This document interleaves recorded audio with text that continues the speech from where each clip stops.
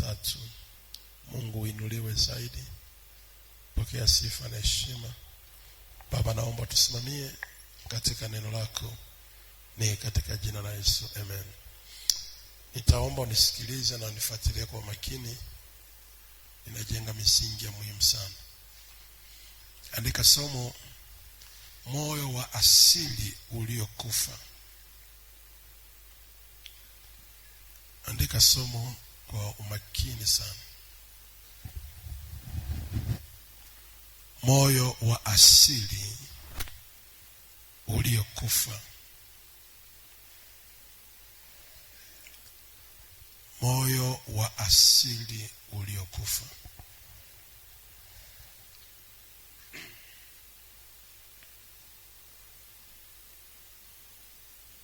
Ninapoongelea moyo wa asili, moyo wa asili ni moyo gani? Maana tukiongea asili, asili ina vitu kama viwili. Kuna asili ya utamaduni. Kuna asili ya utamaduni. Siongelee asili ya utamaduni. Naongelea asili ya natural ya kitu. Yaani kitu ambacho bado kipo kwenye uasilia wake. Kitu ambacho hakijachakachuliwa. Kitu ambacho hakijaongezewa mambo mengine. Inabana bado ni kitu cha asili. Hakijabadilishwa, hakijaongezwa, hakijafanywa modification yoyote. Yaani ni cha asili. Ndio naongelea moyo wa asili, moyo wa asili. Kwa hiyo tunaongelea moyo wa asili, ule moyo ambao mwanadamu amezaliwa nao kutoka tumboni mwa mama yake. Moyo wa asili, ule moyo ambao mwanadamu amezaliwa nao kutoka kwenye tumbo la mama yake. Moyo ambao haujaharibiwa, haujabadilishwa, ni moyo wa asili. Ndio moyo ninaoongelea. Andika vizuri sana.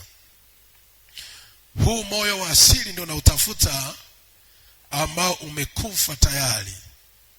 Moyo wa asili uliyekufa, au moyo wa asili uliyeharibiwa. Huu moyo wa asili ni moyo ambao unakuwa unabebwa na roho ya mwanadamu. Kama tunavyojua mwanadamu ni roho, yeye ni roho. Kwa hiyo ile roho ya mwanadamu, na maana yule mtu kabisa halisi, hajachangamanywa na maroho mengine, hajaongezewa maroho mengine. Yaani ni roho ya mwanadamu amezaliwa. Ule moyo, kumbuka, ndio moyo ambao, ule roho ndio roho ambayo huwa inaipushi moyo. Ndio roho ambayo huwa inaitambulisha huyu mtu ana moyo wa aina gani. Ile roho ya kwako, maana wewe halisi haujaongezewa maroho mengine, haujawekewa roho nyingine. Hakuna Roho Mtakatifu, ama hakuna pepo, ama hakuna roho wa shetani. Ni roho yako mwenyewe. Ile roho yako mwenyewe lazima itatuonesha namna ambavyo inaipa moyo uasili wake.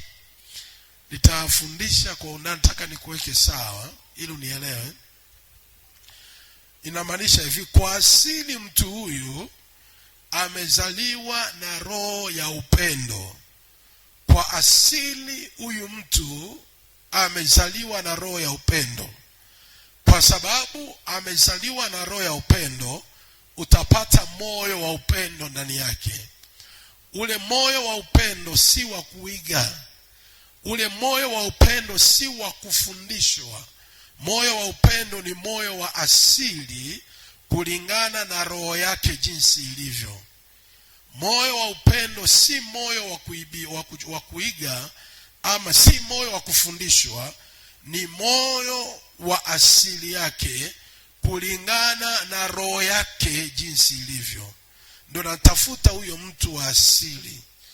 Natafuta huyo mtu wa asili aliyebeba moyo wa asili, ambao ule moyo wa asili ushaga kufa au ushaga haribiwa, haupo tena. Ndio nautafuta.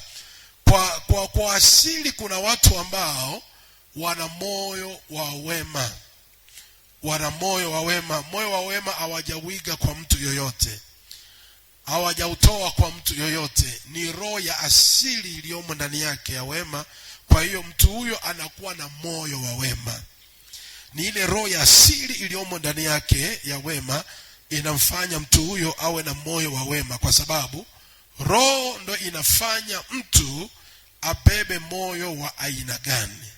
Narudia tena, roho ndiyo inayofanya mtu awe na moyo wa aina gani. Kuna moyo ambayo mtu hawezi kuupata mpaka apate roho itakayomsaidia kuipata ule moyo. Narudia tena, kuna moyo ambayo mtu hawezi kuwa nao mpaka aipate roho itakayemsaidia kupata ule moyo. Sasa kabla haujaombaga moyo wote, kabla haujaingiliwa na roho nyingine yoyote, nataka tujue ule moyo wa asili. Ule moyo wa asili ulipozaliwa kiasili ulikuwa na moyo wa aina gani? Ulipozaliwa tu kiasili moyo wako ulikuwaje? Kuna watu walikuwa na mioyo ya upendo, ya huruma. Yaani ana moyo wa huruma kabisa. Hakimwona mtu anamhurumia kweli. Haijalishi ni nani yake, haijalishi ni ndugu yake, haijalishi sio ndugu yake, lakini akimwona ipo kwenye wakati fulani mgumu, roho yake inauma sana. Anasikia kama moyo wake hauko vizuri. Yule mtu ana asili hiyo ya roho hiyo toka kuzaliwa kwake. Ile roho yake ni roho ya huruma. Afundishwe kuhurumia mtu, bali anahurumia mtu kwa sababu ya asili ya roho iliyomo ndani yake. Andika vizuri, unisikiliza kwa makini sana. Asili ya ile roho iliyomo ndani yake ni ya huruma. Akimwona mgonjwa, yani anamhurumia sana. Akiona mtu yupo kwenye changamoto fulani, anamhurumia sana. Atamani kumpita yule mtu. Yani atamani, hata kama yule mtu anamdai, lakini akimkuta kwenye hali alionayo, anashindwa kumdai, anamhurumia tena. Na kuna wakati unamdai pesa, tena unatoa hela yako wewe nampa, na wewe unamdai. Ile roho ya asili. Watu Mungu, unisikilize kwa namna ya kiroho sana. Kuna namna nataka niongee hapa. Yaani napokuwa nafundisha, naomba Mungu akusaidie ufahamu wako uende zaidi ya jinsi ninavyofundisha. Haleluya. Yaani Mungu akupe hicho kitu, akupe IQ ya kwenda zaidi ninavyofundisha. Maana jinsi ninavyosikia kuelekeza, siwezi nikaelekeza hivyo, ila nakuombea Roho Mungu akupe ufahamu uende zaidi. Kwa hiyo kwa asili huyo mtu ana roho ya ukorofi. Kwa asili huyo mtu ana roho, amezaliwa ana roho ya ukorofi. Ni mkorofi kwa asili, na moyo wake ina ukorofi. Kazaliwa hivyo, ni roho iliyomo ndani yake. Huyo mtu hata kama akikuwa akawa ni mchungaji, utaona ka ukorofi ndani, kwa sababu ile asili ya roho yake kwanza imebeba ukorofi. Kuna watu kwa asili anaweza akaua mtu mwingine. Yaani mtu kwa asili anaweza akamuua mtu. Yaani kumwekea mtu sumu na kufa kwake anaweza. Ni roho ya asili aliyozaliwa nayo, ndio huyo mtu anayo hiyo roho. Kwa hiyo moyo wake, una moyo huo unaweza ukaua. Unaweza ukaua kabisa. Hahitaji aambiwe sana ili auwe. Hahitaji afundishwe sana ili auwe. Lakini kwa asili ya moyo wake anaweza akaua. Kuna mtu asili ya roho yake ni roho mbaya, na moyo wake ni mbaya.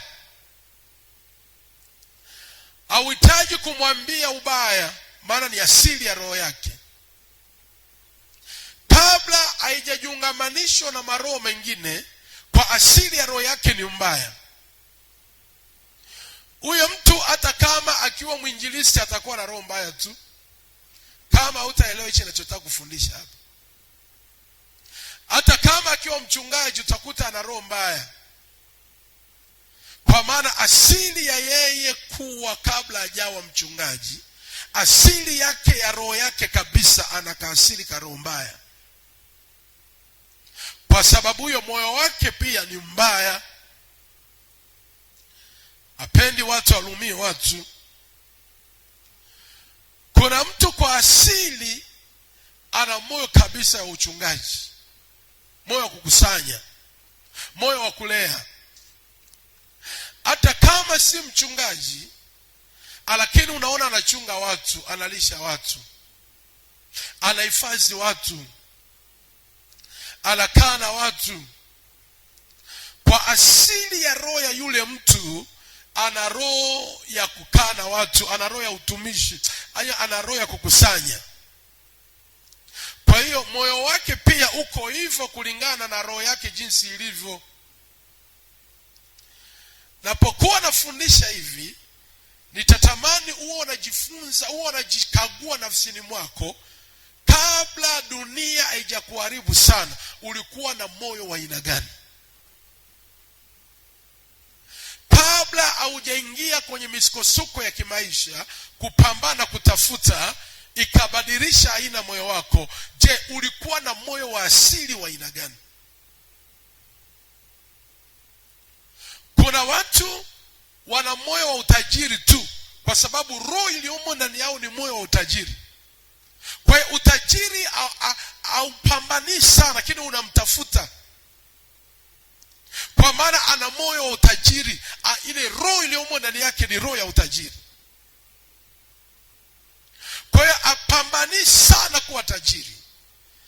Kuna matajiri wanatafuta afanye naye kazi ili kumpeleka kwenye utajiri, maana ile asili iliyomo ndani yake ya roho yake ni roho ya namna hiyo.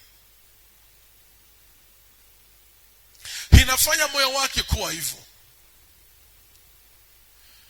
Kuna mtu kwa asili ya moyo wake ana moyo wa shukurani. Kwa kitu kidogo tu atakushukuru. Kwa nini roho yake iko hivyo? Inafanya moyo wake uwe hivyo. Yaani kushukuru ni kawaida. Na kuna mtu kwenye asili ya moyo wake hanaga roho ya shukrani, hata ufanye nini kwake. Ni asili ya roho. Sasa inafanya moyo uwe hivyo. Sasa iko hivi, viumbe vya rohoni ni viumbe ambavyo huwa vinachunguza moyo wa mtu ili imfanye kuwa nani mtu. Viumbe vya rohoni ni viumbe ambavyo havitembei na mtu kwa hali ya physical, kwa hali ya kimwili. Ni viumbe vinatembea na mtu kwa hali ya kiroho, kwa kujua moyo wa huyu mtu ni moyo wa aina gani. Mtu kuwa mchawi huwa inaanza kwa roho yake iliyomo ndani. wa asili ni roho ambaye anaweza kuua mtu mwingine. Kwa hiyo ana moyo huo wa uchawi, ana moyo. Kwa hiyo roho za kichawi zikimwangalia huyu mtu zinaona ndani ya roho yake na moyo wake, anaweza akaua.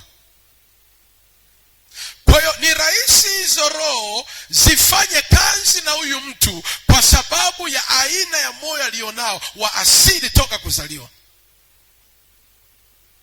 Nakushukuru kama uko unanielewa. Kwa sababu viumbe vya rohoni ambavyo ni viumbe gani?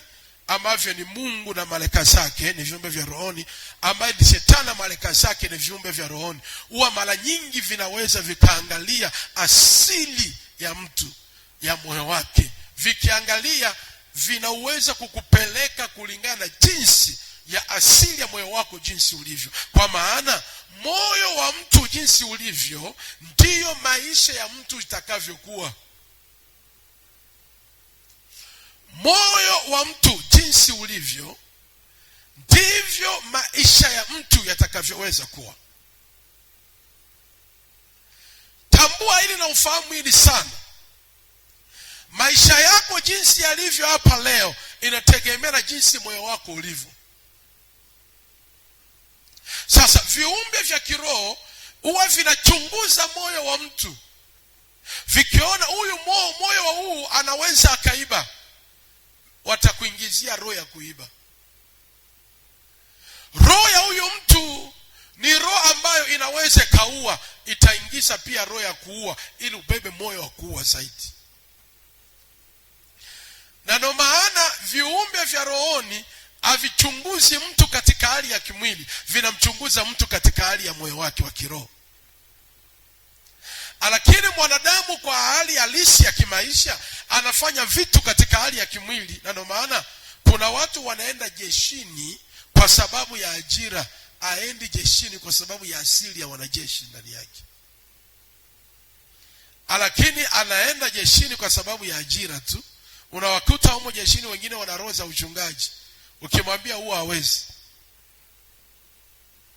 Lakini kaingia pale kwa sababu tu ya kupata ajira,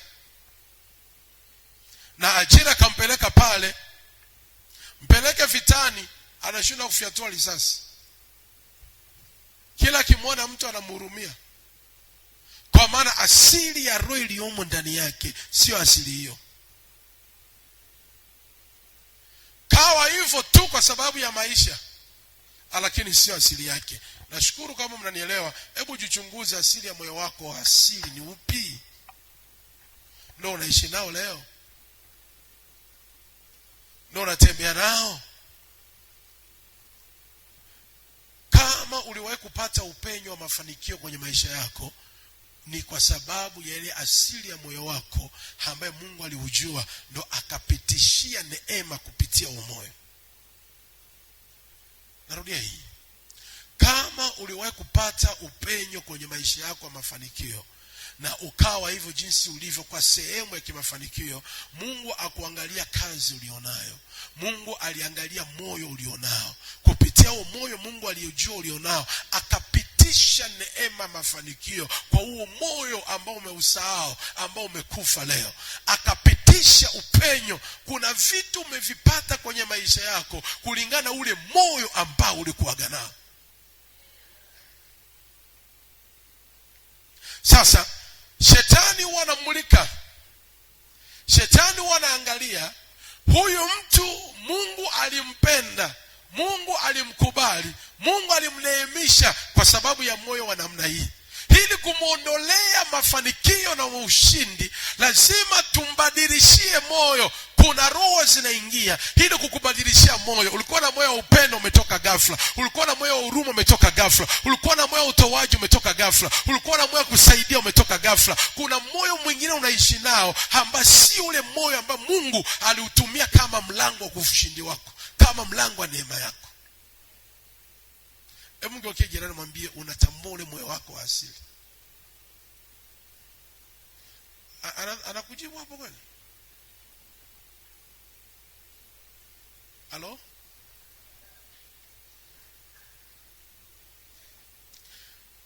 Tunapotaka kurudi kwenye vyanzo vya mafanikio, tuanze kurudi kukumbuka ule moyo wote wa asili. Na ndio maana kuna watu ambao waliomba sana na wakataka upenyo kwa Mungu, lakini Mungu alipochunguza mioyo yao alijua ni mioyo mibaya. Ikibarikiwa haiwezi kawa msaada hata kwa Mungu. Mungu hakufanya chochote, maana alichunguza ile mioyo. Ndio kazi ya Mungu anapofanya hapo. Alichunguza ile mioyo, akajua no, I'll never help this one. Mabadiliko yoyote ya maisha ya mtu yanaanzia kwenye moyo. Moyo wako ndio unaleta mabadiliko ya maisha yako. Samueli wa kwanza ile sura ya 16 na ule mstari.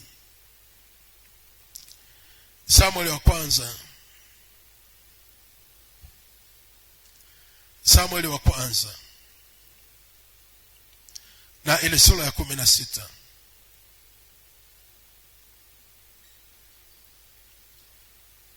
Samueli wa kwanza ile sura ya 16.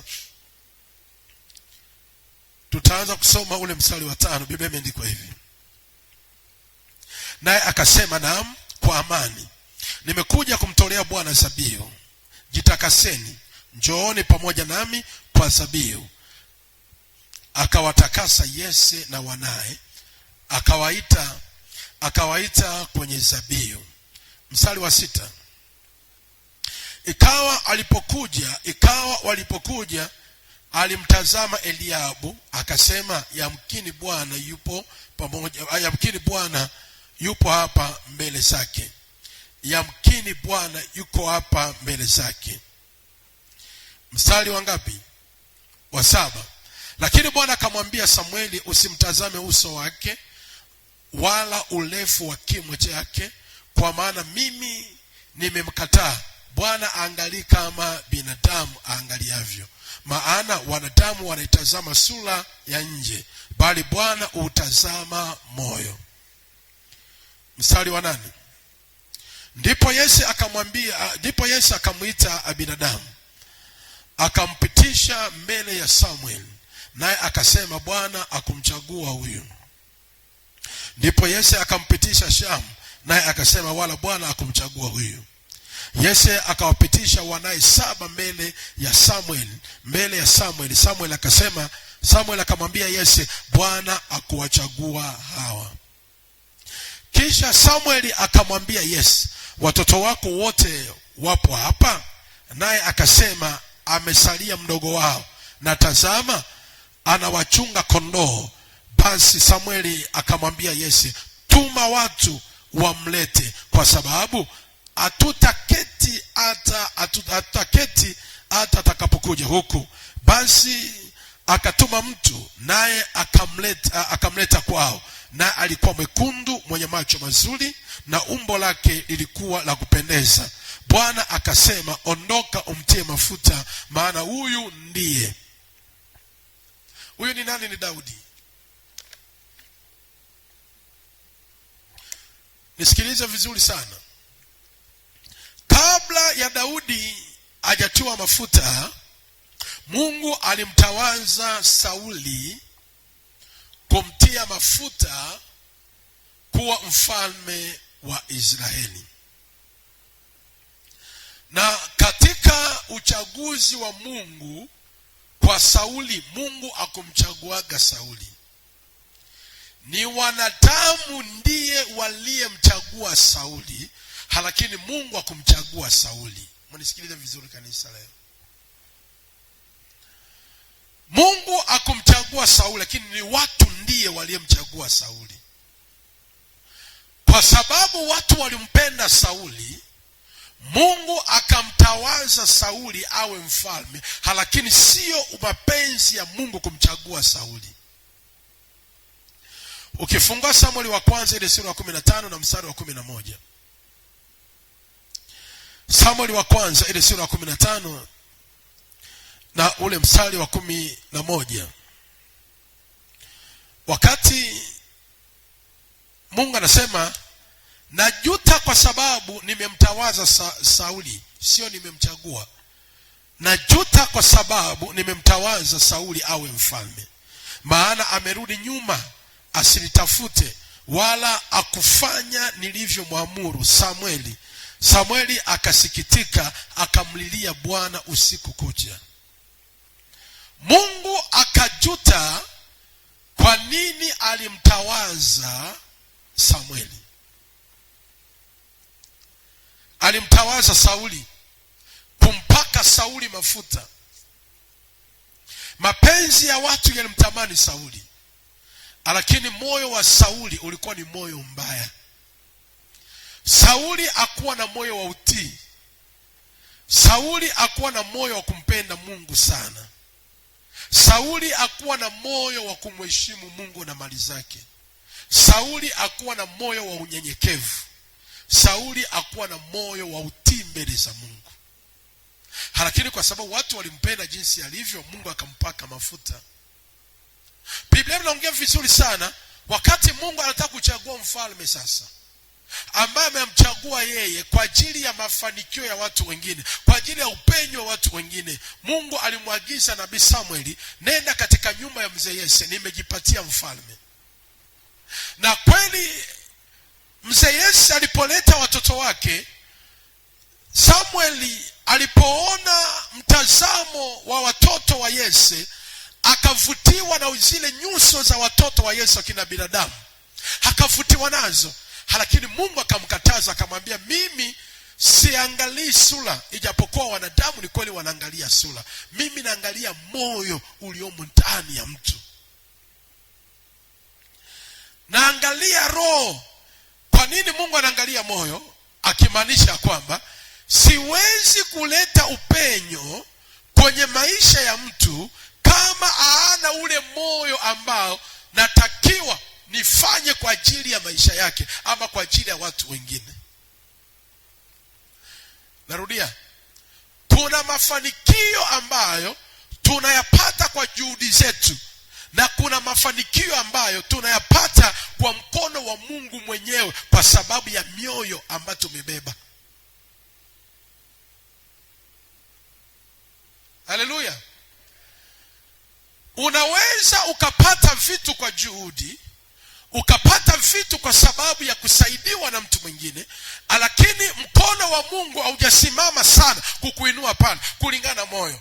Na ndio maana moyo, Mungu akiona moyo wako na akabarikiwa na moyo wako ule wa asili, ambao anaweza akafanya upenyo wa kupitisha neema, mafanikio. Maana anajua huyu mtu akiinuka atakuwa ni faida ya watu wengi. Huyu mtu akifanikiwa atakuwa sababu ya kujenga ufalme wangu. Huyu mtu akienda zaidi atakuwa sababu ya kuniletea sifa na utukufu. Kuna watu wengine mioyo yao hakibarikiwa yeye, atajiletea mwenyewe utukufu, sio Mungu utukufu. Akaangalia asili ya moyo wa Daudi ni asili ya moyo wa upendo, hata kabla hajaingiliwa na roho wa Mungu ndani yake. Asili ya moyo wa Daudi ulikuwa ni asili ya upendo. Asili ya moyo wa Daudi ulikuwa ni asili ya unyenyekevu. Asili ya moyo wa Daudi ulikuwa ni asili wa moyo kukumbatia watu wenye taabu, wenye shida, wenye madeni, wenye mateso, hawasiyejiweza, atawabeba tu, atawakumbatia. Ile ilikuwa ni asili ya moyo wa Daudi. Mungu akamwangalia Daudi, akuangalia ujana wake, akuangalia utoto wake, hakuangalia hali yake, aliangalia ule moyo wa Daudi alionao, akajua huu ndio moyo na utaka ambao nitapitisha mafanikio yangu kwake kwa sababu ya watu wengine. Sasa moyo wa Daudi ulikuwa si moyo wa kujisifu. Asili ya roho ya Daudi, hata kama akifanya makubwa aweza kujisifu. Na ndio maana alipokuwa polini Daudi aliua dubu, lakini hakuna aliyejua. Baba yake hakujua, mama yake hakujua, kaka zake hawakujua, ndugu zake hawakujua, hata yeye mwenyewe hakuongea. Daudi aliua simba, lakini hakuna mtu yoyote aliyejua na hakuongea. Lakini Mungu anaona umoyo, ana moyo wa ushujaa. Unajua Daudi alikuwa shujaa mnyenyekevu. Hebu rudia neno, sema shujaa mnyenyekevu. Rudia tena, sema shujaa mnyenyekevu. Mungu akikupa hiyo roho ya kipekee sana. Unajua kuna watu ni majasiri lakini ni wanyenyekevu.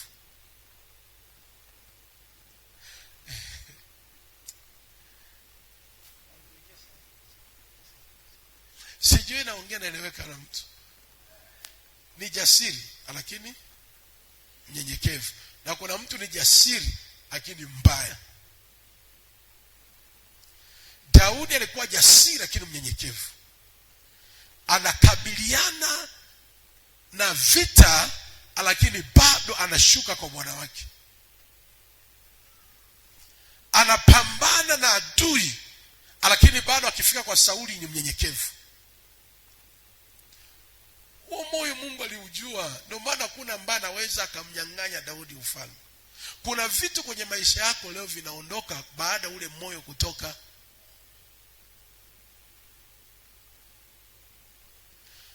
Daudi akubadilishaga moyo.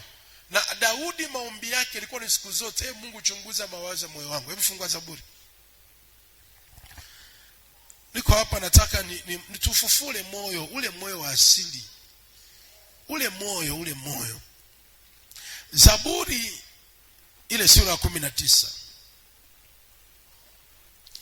Zaburi ule moyo wa 19.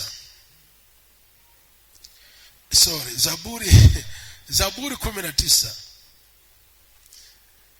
Zaburi 19 na ule mstari wa 14.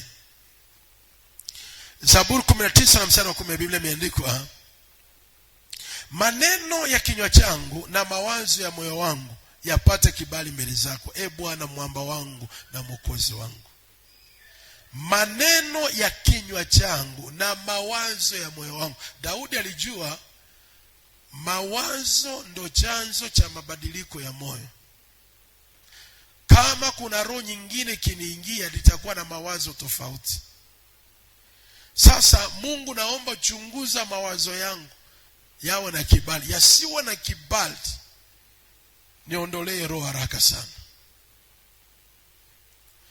Kuna mahali ukisoma Biblia anakuambia, Daudi anamwambia Mungu, Mungu usiniondolee roho wako.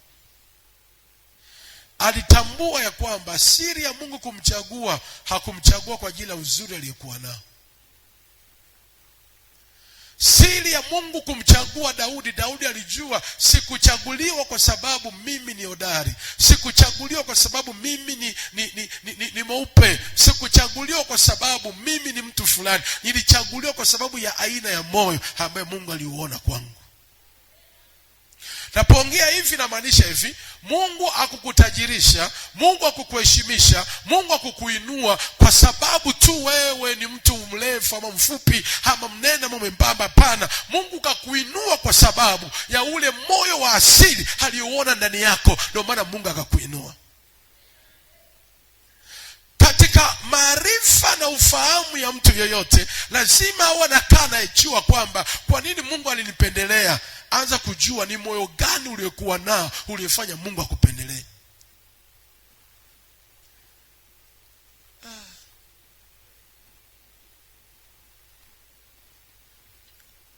Kaa uangalie, kwa nini kiumbe hichi cha kiroho kimenipendelea kiasi hichi, kunipa mke mzuri, kunipa mke mwema, kunipa mume mwema, kunipa nyumba, kunipa kazi, kunipa gari, kunifanya niwe hivi, kunipa watoto wazuri. Kwa nini Mungu amefanya hivi? Ni kwa sababu tu alitambua moyo ulionao, akajua hawa watoto unaweza ukawafidi, ukawalea vizuri kwa upendo. Mungu anakupa kulingana na moyo wako.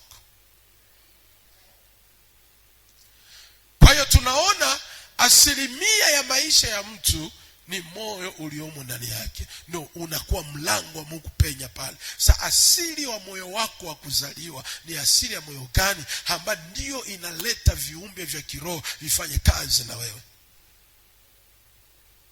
Na ushukuru kama unanielewa. Ni asili ya moyo gani? Na ndio maana kuna watu wako hivi. Kuna watu wapo kwenye mapombe, kwenye mabaa, lakini hawana moyo wa pombe, hawana moyo wa baa. Naomba mnielewe. Ndio maana mimi baba, Watu wengi wanielewagi mimi. Watu wengi wasema mbona baba anamruhusu mtu kwa hivi anamwacha. Mimi siangaliagi mtu, naangaliaga moyo uliomo ndani ya mtu, hata kama amekosea.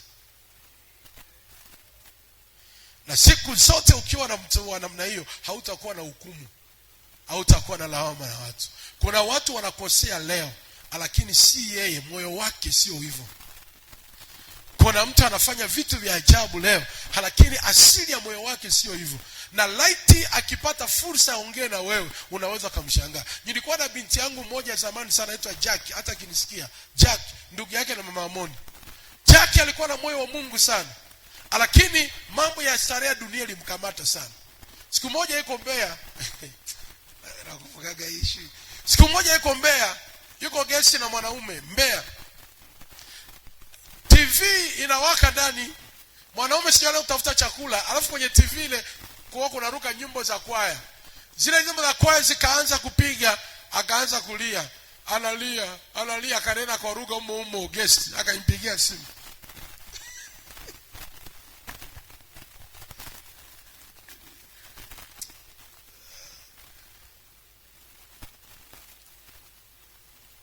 Naongea na nani hapa?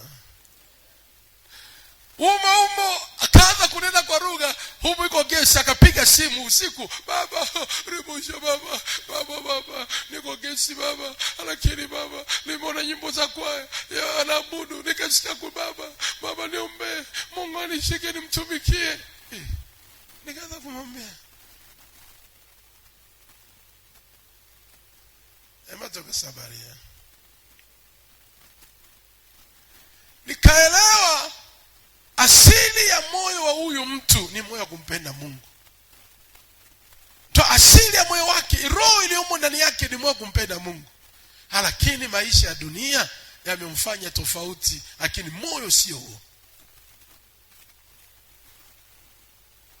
Na ndio maana kuna watu Mungu anawatoa kwenye vilavu vya pombe, anawaleta kwa watumishi. Anawatoa kwenye mambo yasiyoeleweka, anawaleta. Wako kula lakini mioyo yao sio hiyo. Ananielewa? Hebu tuinue mikono miwili juu, sema kwa damu ya Yesu. Sema tena kwa damu ya Yesu. Sema kwa damu ya Yesu.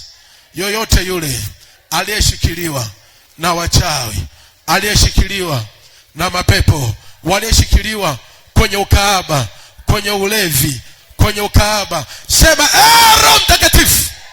Sema leo. Sema Roho Mtakatifu.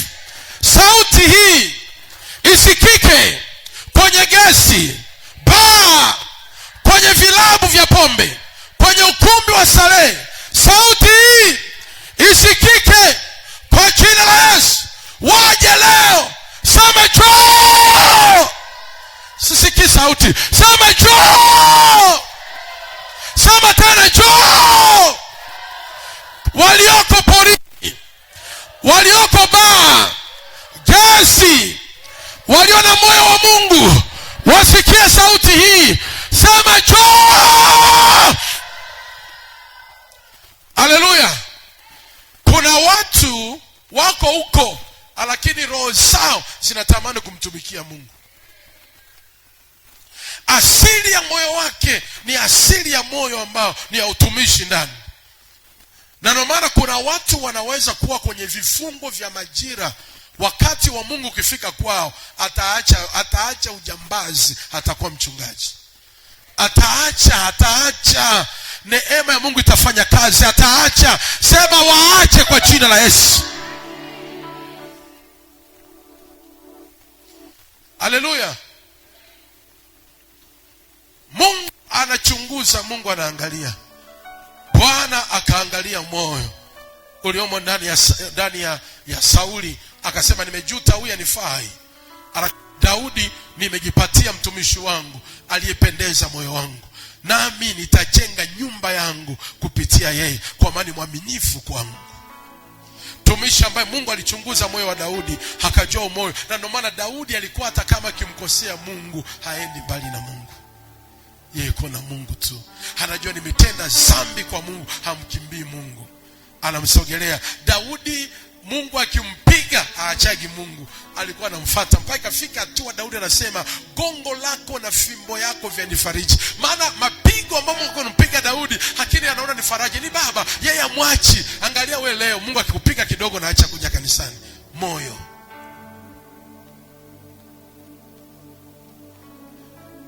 Daudi alipigwa na Mungu mapigo mengi. Mpaka leo Mungu anapima moyo. Mungu anajaribu mioyo. Ataleta majaribu, ataleta vita, ataleta pigo lolote akuone kama je, utaendelea kumdhibiti. Na kiwango chochote cha kimungu kumuinua mtu, lazima ipime moyo wake. Hakuna yoyote anaweza kainuka bila mtihani.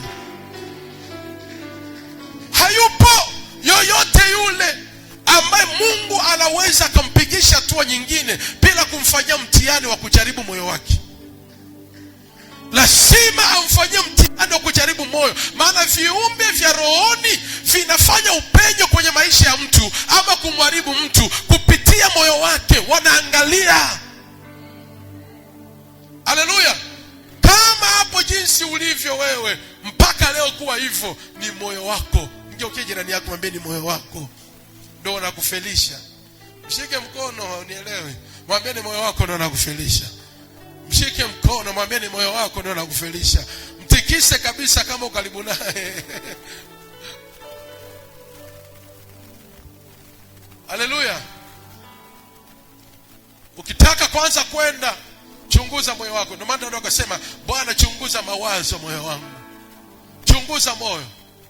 Na hapo ndipo sasa tunaweza tukaenda wote kwenye maombi, lakini tunapewa tofauti. Si kwamba umeomba sana ukalia, lakini Mungu anaangalia moyo wako. Anajua huyu hata kama ameomba amelia, siwezi kumpa hichi kitu. Siwezi mpa mwanaume huyu, siwezi mpa mke huyu, siwezi mpa ikazi, siwezi mpa ndoa, siwezi mpa biashara, siwezi mpa hichi kitu mpaka niutengeneze moyo wake. Matengenezo ya moyo kwa Mungu ina gharama, na inafikaga hatua wengine wanashindwa kufaulu huyo mtihani, wanabaki pale pale walipo.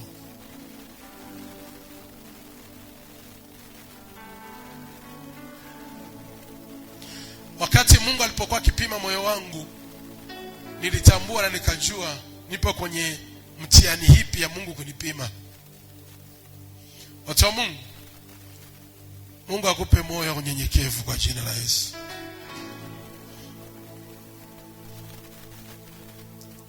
Haleluya. Daudi aliangalia sana na Mungu akamsaidia. Daudi alijua Mungu kunifanikisha ni moyo, na maisha ya mtu ni moyo wake. Andika kwa herufi kubwa ama na kalamu nyekundu, maisha yako wewe ni moyo wako. Au aina ya maisha yako wewe ni moyo wako.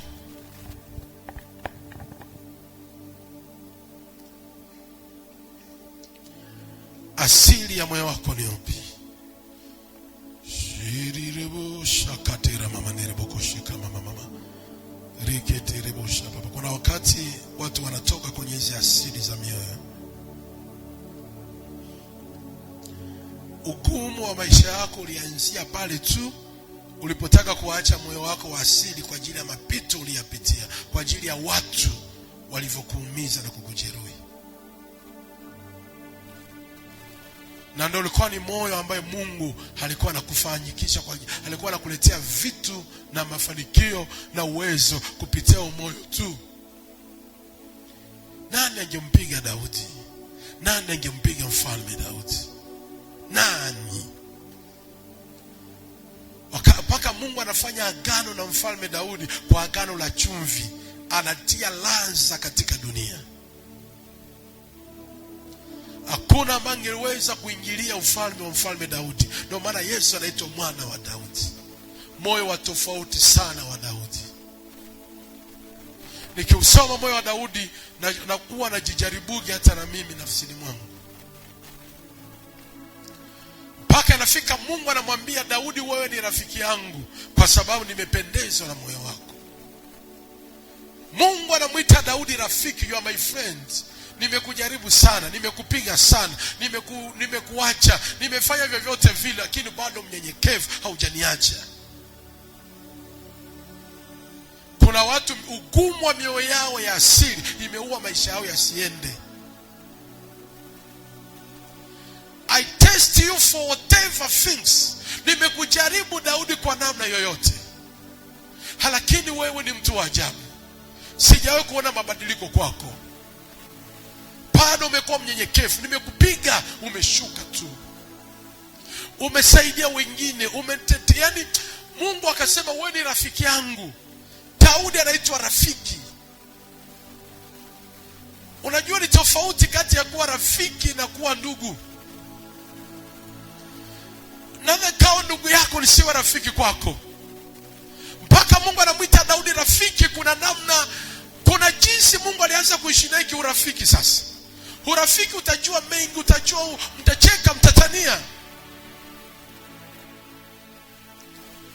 Chanzo cha kumuita rafiki aina ya moyo wa Daudi. Mungu hakujuta kumchagua Daudi. Hata kama alikosea, alijua atajirudia. Angalia Sauli alipokosea mara moja, hakutubu mbele za Mungu. Kiburi cha kufa mtu. Samuel anamfuata, anamwambia wewe, Mungu alikuagiza uwa wote, uwa kila kondo, kila mnyama na mfalme. Kwa nini umeacha mfalme na wanyama walionona? Umewachia nini? Kiburi, atii sauti ya Mungu. Mungu akabarikiwa na Daudi na akuacha kutenda yaliyo mema kwa Daudi. If you want your life to grow up, ukitaka maisha yako yaende, watu wa Mungu, usilalamike sana. Chunguza moyo uliomo ndani yako. Anza kuangalia roho gani imesimama kwako. Hiyo ndio inatufanya tuwepo hapa leo tulipo. Lakini tukiangalia CV zetu hazifai. Tukiangalia unaweza ukanihukumu vyovyote. Tunaweza tukahukumiwa kwa lolote lile, lakini moyo wa Mungu uliomo ndani, Mungu akichunguza moyo, anajua huyu mtumishi wangu analifaa kuliko jinsi watu wanavyoongea. Jitahidi sana ile kwenye maisha yako. Mwambie Mungu maneno haya: chunguza moyo wangu. Chunguza moyo wangu. Nisione ule upendo wa kwanza inakupenda wewe. Kuna watu wanajaribiwa sana ili Mungu awape neema, lakini mioyo yao inashindwa kuhimili majaribu yale. Kitu kidogo tulimuomba Mungu akupata, umeshaacha kanisa. Kitu kidogo umeomba Mungu akutenda, umesharudi nyuma. Kitu kidogo hapana. Mungu anajaribu moyo akufanyie zaidi. Tulikuwepo na Penina pamoja na Ana. Penina alikuwa na watoto, lakini Ana alikuwa hana mtoto. Sikiliza, Penina siku zote alikuwa anamtukana Hana na anamcheka kwa ajili ya watoto kwa ajili hana mtoto. Ni tasa mgumu, hana mtoto.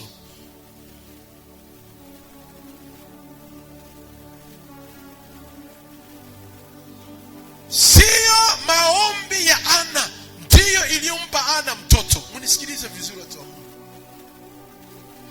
Sio maombi ya Ana ndiyo iliyompa Ana mtoto. Kumbuka, Ana alikuwa kwenye majaribu ya kutukanwa na mke mwenzie. Na Ana kuomba kwake mtoto, kunawezekana kwamba aliomba ili na yeye amringishie mwenzie aliyemtukana mke mwenzie. Na hiyo sio sababu ya kumfanya Mungu ampe Ana mtoto kwa sababu anatukanwa. Ana alipobadilisha maombi akasema, Mungu ukinipa mtoto, alitoa naziri, ukinipa mtoto, huyu mtoto nitakupa awe wako. Mungu akaona moyo, kumbe mtoto atakuwa wangu. Hapo ndio sababu ya Mungu kumpa Ana mtoto, si sababu ya kuomba kwake. Lile neno la naziri ambalo litamka. Akaangalia moyo wa Ana, akajua kumbe anataka mtoto ili awe wangu. Kumbe anataka mme ili anitumikie vizuri. Kumbe anataka gari ili kuwa na mtumishi. Kumbe anataka biashara ili atoe fungu la 10. Unataka nini kwa ajili ya Mungu? Kuna vitu hautavipata kwa sababu naomba. Mungu anaangalia ukivipata vitaleta faida gani kwenye ufalme wake.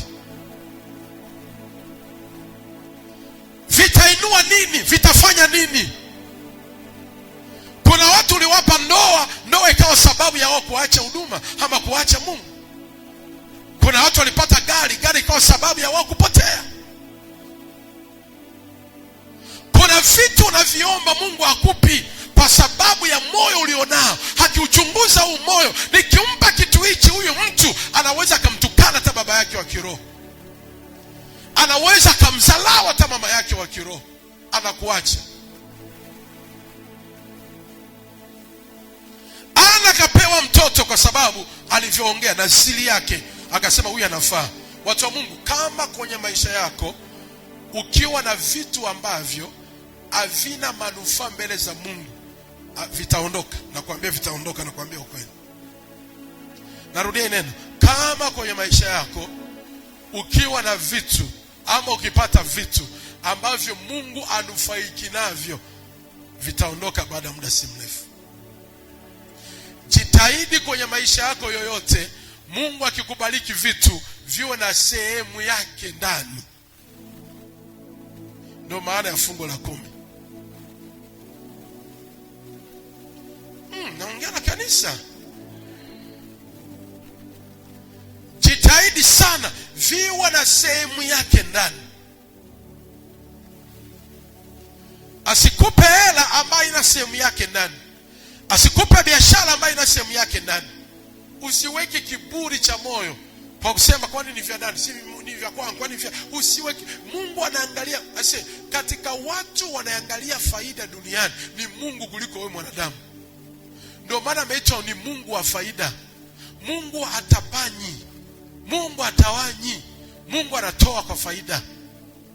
Lazima achunguze huu moyo, nikiumbariki ufalme wangu utajengwa, nikiumbariki atafanya faida kwangu. Hakianza kuona kwenye mali aliyokupa hamna interest zake, hamna anachofaidika, huwa anaviondoa na anatoa ulinzi wake pale. Ndio maana Samueli akawa bora. Unajua, acha Penina azae, usitishike na kuzaa kwa Penina. Hata azae watoto 20, lakini mtoto mmoja tu wa naziri wa Mungu anazidi watoto 20 wa Penina.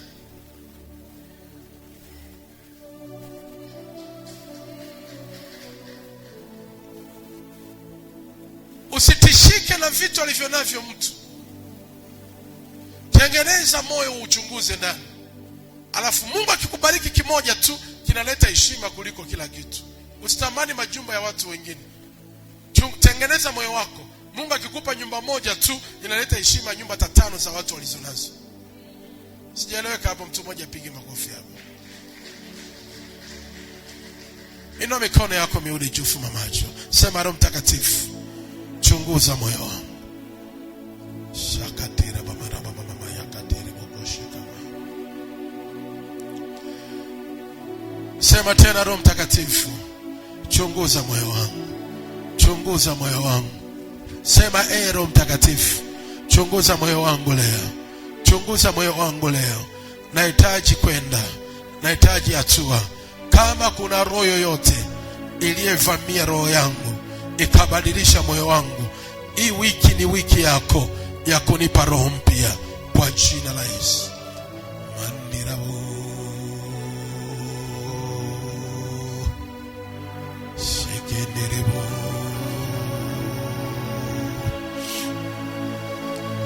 mandirabo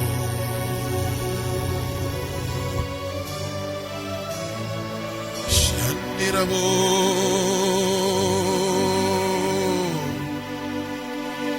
shandirabo.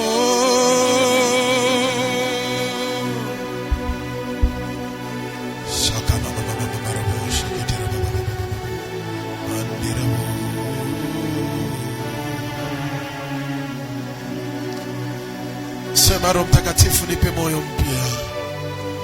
Shandirabo.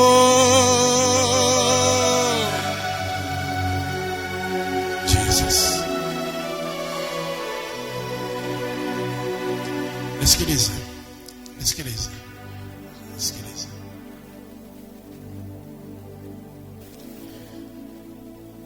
Kwa nini viumbe vya rohoni vinadili sana na moyo? Kwa sababu ulinzi wa kila kitu ambacho Mungu atakachokupa kinalindwa na moyo wako.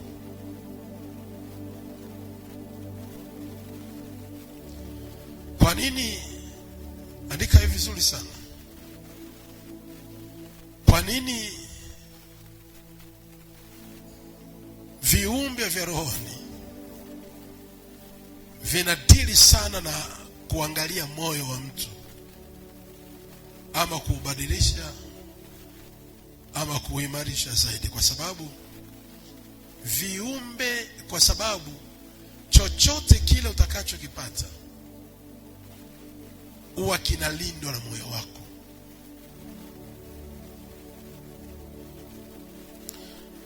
Mungu akikupa kazi, moyo wako huwa ndio inalinda kazi. Mungu akikupa mme, moyo wako ndio unalinda mme. Mungu akikupa mke, moyo wako ndio unalinda mke. Mungu akikupa ndoa, moyo wako ndio unalinda ndoa. Mungu akikupa kazi, moyo wako ndio unalinda kazi.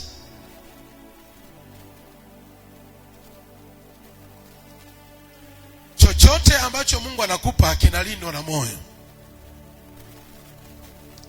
Kama hujatambua hili na hujajua hivi, ndio maana kuna vitu vimepotea kwako, kwa sababu ulivichukulia kawaida ndani ya moyo wako. Mungu akikupa aina fulani ya watu, utawalinda ndani ya moyo wako.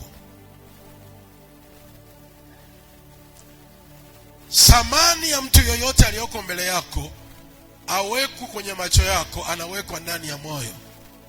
Natambua uwepo wa Joshua na moyo wangu uko na yeye pale. Nitaongea. Kama utanisamini mimi na utaniheshimu mimi na utanilinda mimi, ni jinsi ambavyo moyo wako unavyonibeba. Kama utailinda gari lako na kuisamini gari yako na kuishika gari yako, ni jinsi ambavyo moyo wako unavyobeba hiyo gari. Hata kama ni biashara ndogo ya pesa ndogo na watu wakaisema ni ndogo, lakini wewe moyoni mwako unavyoibeba kwa usamani na kwa ukubwa, utailinda ile biashara na italeta upenyo kwa biashara. Haijalishi watu wanasema nini, moyo ndio inalinda vitu.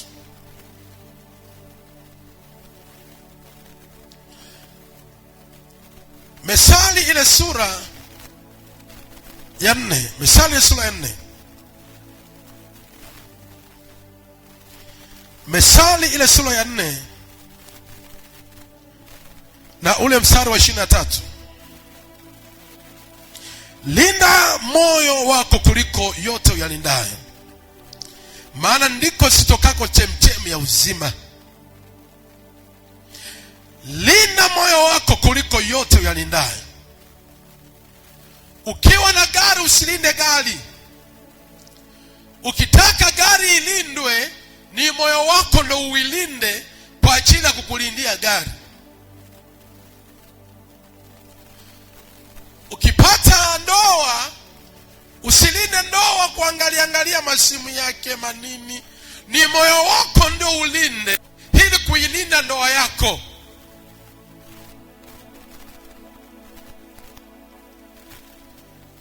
Simu hii hailindwi na mkono. Simu hii inalindwa na moyo. Nikiweka hapa, moyo wangu unajua kuna simu nimeweka hapa. Nani ananielewa?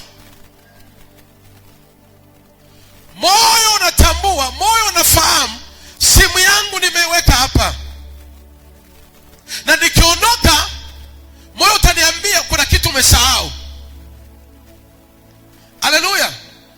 Nitaangalia kwa nimesahau simu, nitaibeba.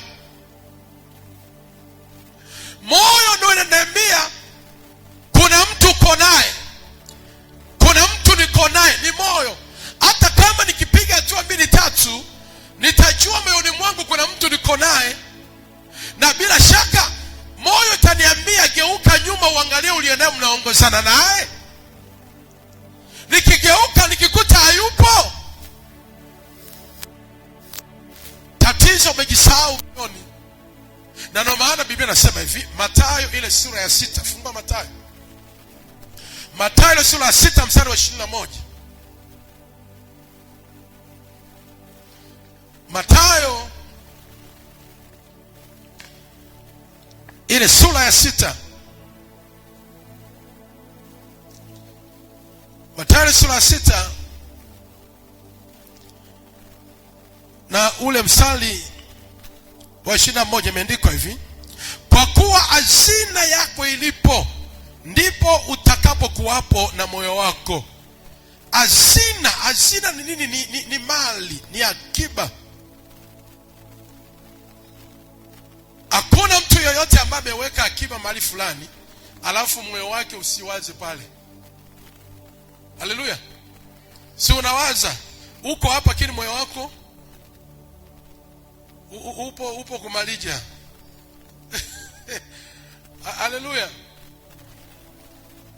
Maana kuna hazina pale.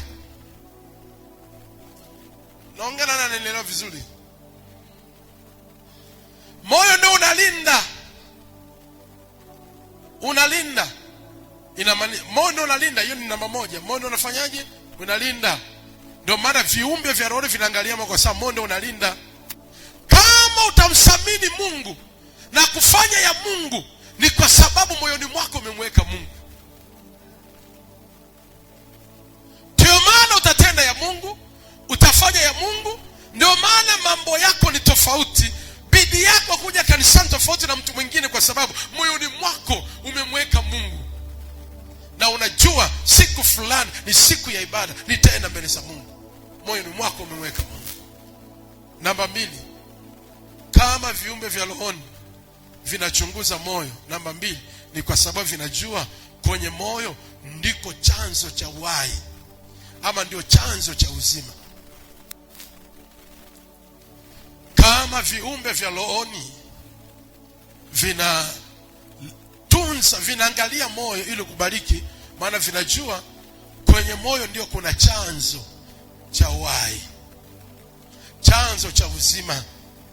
Nikiongelea uzima, naongelea uimara wa kitu kusimama. Nikiongelea chanzo cha uzima, nikiongelea uzima, naongelea kitu kilicho hai, kilichosimama, kitu kilicho imara. Nisikize vizuri hapa. Uzima haupo ndani ya kila kitu, ijapokuwa kipo. Kuna watu wanaishi lakini si wazima, ijapokuwa wanaishi. Kuna gari ipo lakini sio nzima, ijapokuwa inatembea. Haleluya. Lakini inatembea, sio nzima. Ziko ndoa zipo lakini sio nzima, tena zishaka kufa, ijapokuwa zimo, wapo tu lakini hakuna uhai tena pale. Kilichofanya uzima utoweke pale ni nini? Kilichofanya uzima utoke pale ni moyo ambao uliharibiwa. Shetani, nisikiza vizuri hapa. Shetani akitaka sasa kuanza kuharibu vyanzo vya maisha ya mtu, kuharibu vyanzo vya hatua ya mtu, anaanza kutengeneza roho nyingine ndani ya mtu ili moyo wa mtu ubadilike. Watu wa Mungu,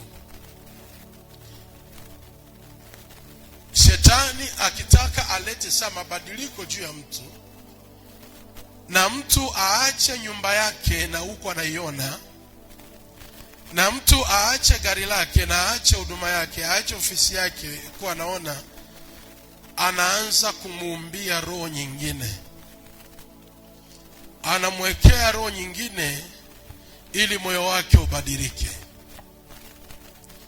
Napoongea hivi nataka nimaanishe hivi: ule moyo wa asili wa nyuma wa zamani uliokuwa nao ndio unao leo, ndio unafanya kazi? Ule moyo wa upendo ulikuwa nao kwa Mungu ndio unao leo, ndio unafanya kazi? Shetani anajua siri ya neema ya mafanikio ya mtu ni jinsi moyo wake ulivyo. Sasa anajua roho ikiingia ndani inabadilisha moyo wa mtu, na Mungu anatambua. Mungu pia anajua ili mtu huyu anitumikie, ili mtu huyu awe pamoja na mimi vizuri, lazima pia nitie roho yangu ndani yake. Nikitia roho yangu ndani yake, huyu mtu atasimama na moyo mwingine. Mnielewe vizuri?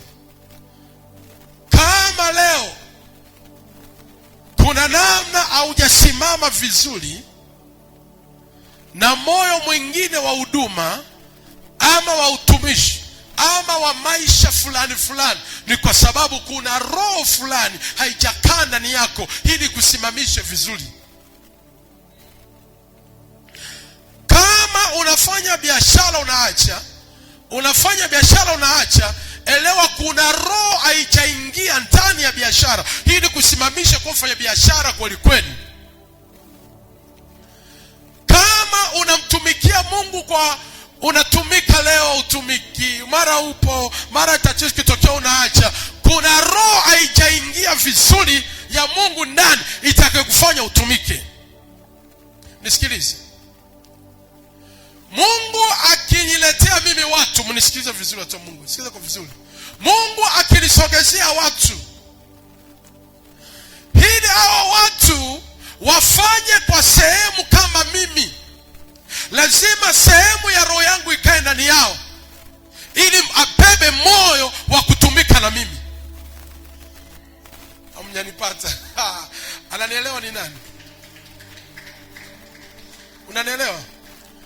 Ugumu utakaobeba kukaa na mimi, kuambatana na mimi, kusimama na mimi, kulia na mimi, kuteseka juu yangu, kukubali tabu yangu iwe yako, shida yangu iwe yako, mapito yangu yawe ya kwako, tatizo langu liwe la kwako, ni kwa sababu sehemu ya roho iliyomo ndani yangu haijaja kwako. Sehemu ya roho iliyomo ndani yangu siku ikija kwako, utaanza kulia na mimi bila kuambia na mtu yoyote. Utafidi kumtafuta Baba, niende hata ofisini nifanye chochote kwake, maana ile roho inakupa moyo wa kubeba ule mzigo ambaye Baba alionao.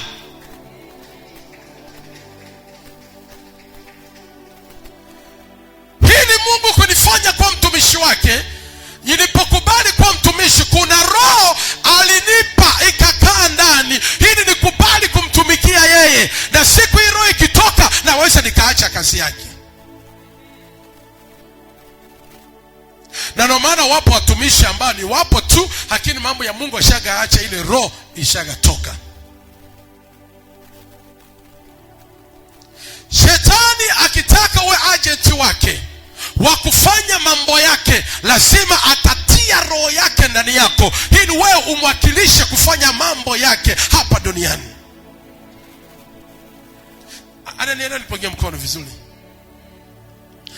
Sasa kama moyo wa Mungu umetoka kwako, kama moyo wa bidii wa kazi umetoka, kama moyo wa kupambana umetoka, kama moyo wa kufanya yaliyo mema umetoka, chunguza, kuna roho itakuwa imevamia roho yako.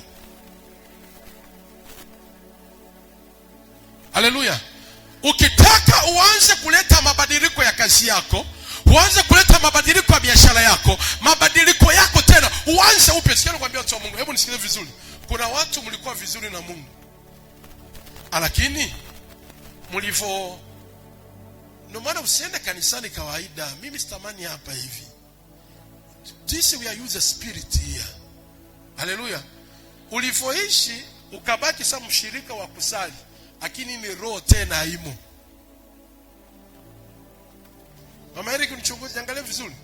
Usibaki mshirika wa kusali, unaingia kanisani tu unasali, lakini ni roho ikitoka na mamoja hutanisikia mimi ninavyohubiri, maana mtu yoyote wa rohoni anasikilizwa na mtu wa rohoni. Roho inaongea na nini? Na roho. ukibaki tu wa kusali na kuingia. Na ndio maana ukija kanisani, kabla haujaja kwa mahitaji yako binafsi, usije kwa ajili ya mahitaji yangu, labda naenda kupata kitu fulani. Njoo kwa sababu ya kumhitaji yule Mungu. Ukija kwa ajili ya kumhitaji yule Mungu, Mungu atakuwezesha roho yake. Akikuwezesha roho yake, ile roho ya Mungu ndiyo itakupa moyo wa kufanya mafanikio mengine. Hata kama nikikupa milioni 3 leo, usipompata roho hautaitaka. Fungua Ezekiel, tutaanza kuelewana hapa. Leo tuna mambo mengi kidogo, lakini naomba nifundishe. Fungua Ezekiel. Tuna mambo mengi kidogo.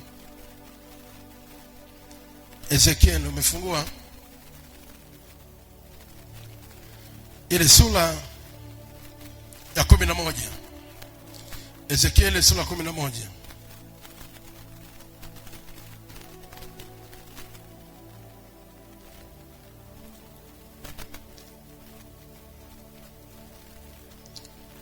Ezekiel sura ya 11. Ezekiel sura ya 11. Na ule mstari wa 19. 11 na mstari wa 19. Biblia imeandikwa hivi. 19 Biblia imeandikwa, nami nitawapa moyo mmoja, nami nitaitia roho mpya ndani yao, nami nitaondoa moyo wa kijiwe katika miili yao, nami nitawapa moyo wa nyama. Namba moja, kabla hujapata huo moyo, nitatia roho mpya ndani yao. Haleluya. Nitatia roho mpya ndani yao. Hebu inua mikono juu tena. Sema, Bwana Yesu, tia roho mpya ndani yangu. Sema tena, Bwana Yesu, tia roho mpya ndani yangu. Roho iliyopotea ya maombi, ya kazi, ya huduma, ya biashara, ya mafanikio, naomba roho mpya tena. Tia roho mpya ndani yangu ili nibebe moyo wa mafanikio, nibebe moyo wa kushinda. Sema, Bwana Yesu, Roho Mtakatifu, tia roho mpya ndani yangu kwa jina la Yesu. Nisikilize, ndio maombi tutaomba sana leo haya. Kama ule moyo ulipotea, kama kuna vitu ulikuwa unatamani uwe navyo umevikosa, kama kuna vitu ulikuwa unatamani uvipate umeshindwa, unachotakiwa ni kumwomba Mungu hakupe roho mpya. Hakikupa roho mpya, ataweka moyo mpya ndani yako. Na kuna vitu tulikuwa tuko navyo kwa sababu ile roho tulikuwa hatuna. Kuna mtu upendo hawezi akawa nao maana ile roho halikuwa hana. Kuna mtu swala la kusaidia mtu mwingine hawezi kwa sababu ile roho halikuwa hana. Kulea hawezi, kwa asili yake alikuwa hawezi kulea. Hawezi kulea mtu mwingine, hawezi kusaidia mtu mwingine. Hili sasa aanze kubeba moyo wa kusaidia na moyo wa kulea, lazima tutie roho mpya ndani yake. Hebu nifungulie Hesabu. Nakushukuru na nielewa. Hesabu ile sura ya 11. Uone ziko roho mpya zinatiwa ndani. Na ndivyo shetani anaweza akaweka roho nyingine ndani ya mtu. Kwa asili kwa mtu mzuri, lakini akawekewa roho nyingine. Hesabu ile sura ya 11 na ule mstari wa 17, Biblia imeandikwa hivi. Tuanze 16. Kisha Bwana akamwambia Musa, tuanze 16. Kisha Bwana akamwambia Musa, nikusanyishie watu 70 miongoni mwa wazee wa Israeli ambao wewe wawajua ya kuwa ndiye wazee wa watu wao, na maakida juu yao. Ukawalete hata hema ya kutania, wasimame uko pamoja nao. 17. Nami nitashuka niseme na wewe huko, nami nitatoa sehemu ya roho iliyo juu yako. Naomba mtu yote asome andiko. Soma andiko 17. Nami nitashuka niseme na wewe huko, nami nitatoa sehemu ya roho iliyo juu yako na kuiweka juu yao. Nao watachukua mzigo wa watu wao pamoja nao, ili usichukue wewe peke yako. Umesoma mzee wangu? Nataka nifundishe kitu hapa. Musa alikuwa na watu wengi, na Musa alikuwa anafanya kazi ya utumishi wa kimungu, na kazi ile ilikuwa ni ngumu, sio rahisi, ni ngumu kweli. Sasa ile kazi ilikuwa ni ya Mungu. Mungu anataka Musa awe na wasaidizi. Ni kama mimi Musa na wasaidizi, lakini hao wasaidizi ili waweze kuifanya kazi vizuri na wabebe moyo wa ile kazi vizuri, Mungu anamwambia Musa hivi, nitatoa sehemu ya roho yako. Sio nitatoa roho yako. Nataka nifundishe. Sio nitatoa roho yako, nitatoa sehemu ya roho, kwa sababu ziko roho nyingi mtumishi wa Mungu anaweza kawa nazo. Mfano, roho fulani ya Musa ilikuwa ni roho ya hasira. Akutoa roho ya Musa, alitoa sehemu. Aliangalia hizi roho ndo zitafaa, hizi roho hazifai.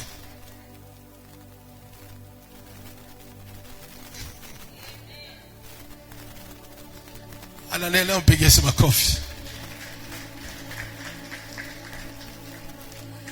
Nitatoa sehemu ya roho niweke ndani yao ili wabebe mzigo na wewe. Kama wewe ni mzee wangu msaidizi, huwezi ukabeba uchungu wangu, mzigo wangu, kama sehemu ya roho yangu haijaja kwako. Kama wewe ni kiongozi wangu, huwezi ukawabeba watu wangu kama sehemu ya roho yangu haijaja kwako. Ili tuanze kuona Lameki ana moyo wa furaha, ana moyo wa upendo, ana moyo nyenyekevu, lazima sehemu ya roho ya baba ishuke ndani yake. Na ndio maana watoto mna uwezo wa kujua huyu kabisa ni kama Morris. Kwa sababu Morris tunamjua, Morris ni mpole, Morris ana upendo, Morris ana wema, kuna mioni nayo. Hakika huyu amebeba roho yake. Na ndio maana kuna wanangu walikuja hapa, walikuwa na roho zingine tofauti. Walipokaa na mimi, roho yangu sehemu ikaanza kuingia kwao. Ukamshangaa na yeye akaanza kubadilika, akaanza kuwa mpole, naye anachukuliana, naye anabeba, anakupigia simu, maana ile roho sehemu imekaa ndani. Na hapo ndipo, kabla mambo mengine yote, lazima roho ile sehemu ikae. Inakaaje hili roho? Inakaaje? Mungu, nitatoa sehemu ya roho. Napokufundisha hivi, ndo sehemu ya roho yangu inakuja kwako. Haleluya. Napokufundisha, ina maana mtoto atakayebeba sehemu ya roho yangu ni yule ambaye anahudhuria mafundisho, ni yule ambaye anaandika. Unaona unavyoandika hivi, ukienda nyumbani kusoma utakuwa unanisikia mimi naongea ndani yako.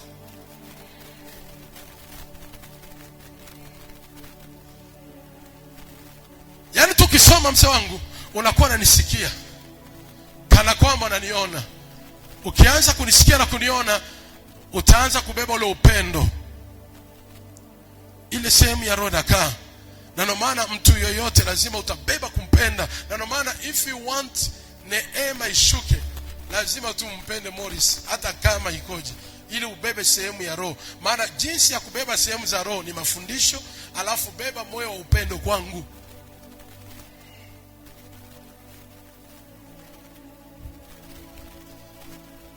Mzee, ukija hapa kanisani na unipendage, sehemu ya roho yangu itakuja kwako. Lazima kwa vyovyote vile nipende.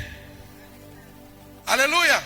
Nipende sehemu ya roho, si roho yangu yote. Sehemu ya roho, kuna vile vizuri ninavyo viame kwako.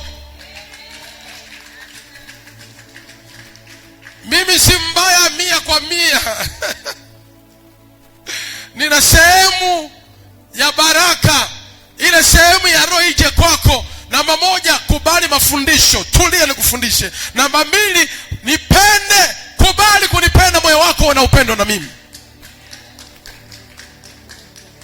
Usikae kwangu kiunafiki, unajidanganya. Usiwe mnafiki mbele yangu, ni kosa kubwa. Kama unipendi, weka negative unipendi, usininafikie, ni makosa.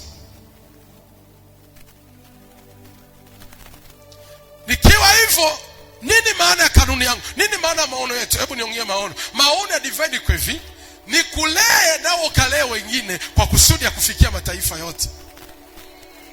Unasikia? Hii ndio maono yetu kabisa, ni kulee nao ukalee wengine. Na ndio maana ukija hapo utaona kuna jinsi fulani naishi kama baba, siishi sana kama nabii.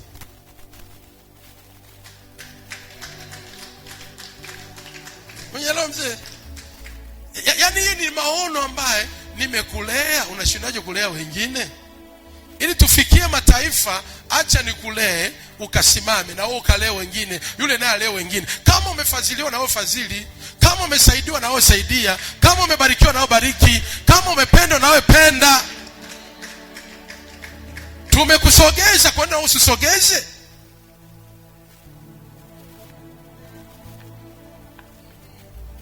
Sasa ukiona afanye hivyo, ujue huyu niko naye, lakini sehemu yoyote ya roho yangu haijaingia kwake. Na ni heri roho yangu ianze kuingia kwako ili kufanyia ulinzi roho wa shetani asiingie. Roho shetani akiingia ni hatari. Na wale watoto baba yake ana upendo, lakini anaweza kaua wengine. Anaua wadogo zake, anaua ndugu zake. Sema kwa jina la Yesu. Sema tena kwa jina la Yesu.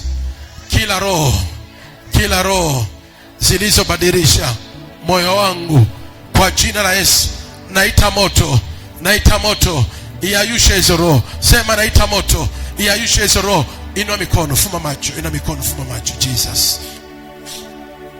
Fungua moyo wako, anza kuchunguza ule moyo wa asili uliyekufa. Kama ulikuwa hauna asili ya upendo, tamani leo karejee, ufufuke. Tunataka tufufue moyo wa asili.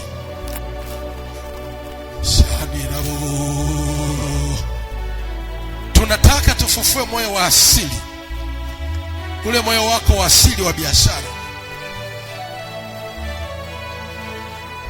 Ule moyo wako wa asili tunataka tufufue. Rakapo, inua mikono juu. Unapoinua mikono, unapofuma macho, jichunguze ndani ya moyo wako. Jichunguze kabisa ndani ya moyo wako. Kuna aina mabadiliko yapo. Tunataka tumsihi Mungu na kumwomba Bwana atupe roho mpya. Mandirabu shekenderebo sandira baba mama randerebo.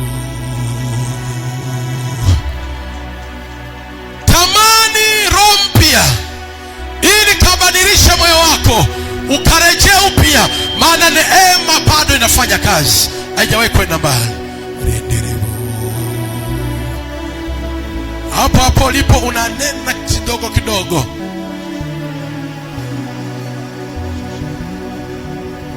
Shandirabo.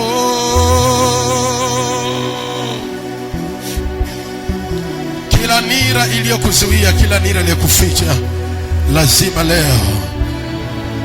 Naomba kama umevaa viatu, vua viatu vyako. Shandirabo. Shate kapa. Shaka baba.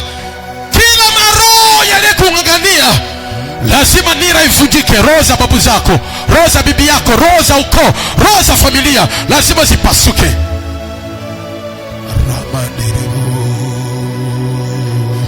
Hey!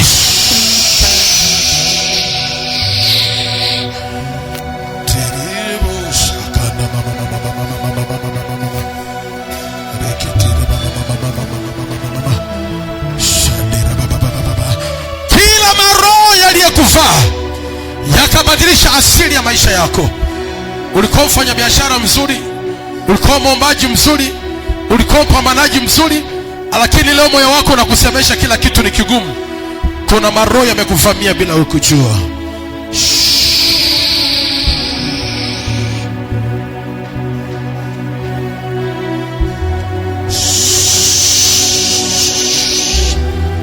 Teraboko shaka papa. Sheketerebo shanda mama.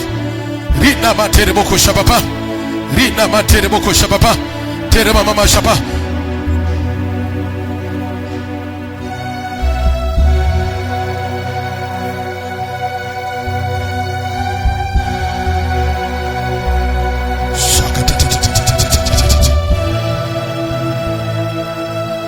Subiri kwanza.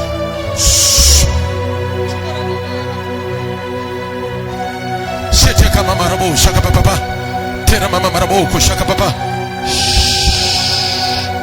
Roho zinazokufanya uroge, uange, roho zinakufanya ukatae, familia ziharibike, maisha yaharibike, kila roho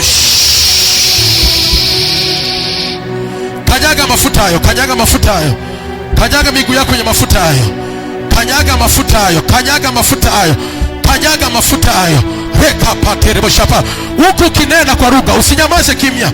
Ukisikia kuomba nasema nakataa, navunja zile roho zilizonibadilisha, roho ambazo ziliingia kwangu bila mikujua.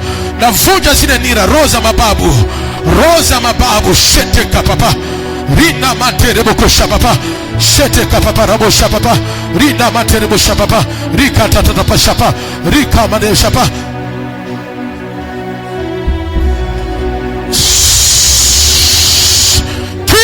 Zilizokuvamia shate kaparabo shapa. Tunavunja kila nira. Omba poko shapapa. Roho za umasikini ambazo zimeingia ndani yako, rina marabo shapapa. Rika terebo shapa. Roho za umasikini zivunje, vunja hizo roho, vunja hizo nira, vunja wewe. Roho za pombe, roho angalia mafuta juu hapa, ilete mafuta haraka. Rina marabo koshapapa. Vunja hizo roho, vunja hizo roho. Roho za hasira, haujui zimetoka wapi, zimevamia maisha yako. Roho za hasira, mara hasira. Shate kaparabo shapa. Rina manderebo shapapa. Wewe sio mlevi, hapana. Wewe sio mgonjwa. Toa miguu. Weka miguu. Nikiweka mafuta naweka miguu. Shandirabo. Sheketerebo shina mama. Sheteterabo shapa. Reka paraba shapa. Kila roho zote ambazo zinaharibu maisha yako, rina materebo shapa. Rina marabo shapa. Vunja hizo nira. Jesus. Maroho yaliyokuvamia, maroho yaliyokuvamia, rapoko shapapa. Rina manerebo shapapa. Maroho yaliyokuvamia, vunja hizo nira. Rina marabo shapa. Vunja hizo nira, vunja hizo nira. Roho za masikini, wote masikini. Hizo roho zimebadilisha moyo wako, unakuwa muoga, unaogopa maisha. Vunja nira, kanyaga hapa wewe. Rina materebo shapa. Poko robo shata papa. Rina materebo shapa. Kwa damu ya mwanakondoo. Rina materebo shapa papa. Kwa damu ya mwanakondoo, kanyaga hapo. Rika pa shapa papa. Shaka papa parabo shapa. Rina materebo shapa papa. Kwa damu ya mwanakondoo. Rina materebo shapapa. Vunja hizo nira, omba wewe, vunja. Ondoa hizo roho, ondoa hizo roho. Roho za kusinzia, roho za kusinzia, roho za magonjwa, roho za kukataliwa. Ondoa hizo roho, vunja hizo roho. Rika pa wai mafuta wewe. Angalia sasa useme rina materebo shapapa. Poko robo shata papa. Rina manerebo shapapa. Kwa damu ya Yesu. Rina materebo koshapa. Kwa damu ya mwanakondoo. Rina materebo shapa. Kwa damu ya Yesu. Rina mavuja hizo nira, vunja. Ondoa maroho kungania. Roho ya asili ya babu yako, roho ya asili ya mama yako, unatembelea roho za baba yako, zimebadilisha moyo wako. Vunja hizo nira, vunja. Rika pate rebo shapa. Rina mate rebo shapa papa. Poko rina masha papa. Kwa damu ya Yesu. Rina mane rebo shapa. Kwa damu ya mwanakondoo. Rina mama rebo shapa papa. Kanyaga mafuta hayo. Vunja hizo nira, vunja hizo roho. Vunja ya maro. Omba. Omba, usinyamaze. Omba. Rika rabo shapa. Omba. Rina mashapa. Omba. Repo shapa parabo shapa. Rina mane rebo shapa. Zile roho ambazo zimeharibu maisha yako, moyo wako, unakuwa na moyo moyo usioeleweka, moyo usiompenda Mungu, moyo usioomba. Rina manderebo shapa, ule moyo umeharibika. Rina manderebo shapa, kwa damu ya mwanakondoo. Riterebo shata papa, pakarama manderebo shapa, kwa damu ya Yesu.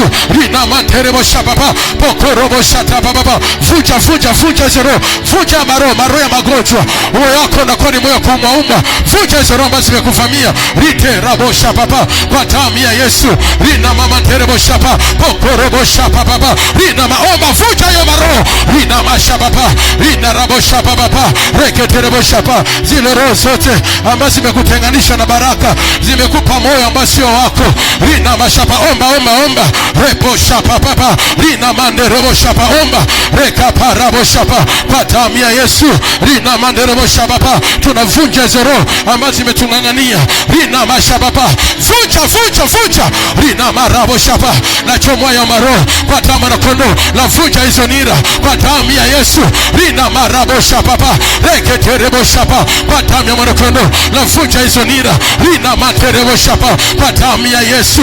Rina marabo shapa papa, ayule maro yote, roho za uovu, roho za uharibifu, roho za kukataliwa, ninazivunja leo. Roho za kushindwa, na vunja hizo roho. Rina marabo shapa, roho za ukaaba, na vunja hizo roho. Roho za kushindwa, na vunja. Roho za masikini, na vunja hizo roho. Roho za utasa, rina rabo shapa papa, zile roho za masikini na zivunja leo. Rina mashapa, omba pray. Iketerebo shapa, vunja hizo nira. Rina mama rabo shapa papa, kila minyororo tulifungwa.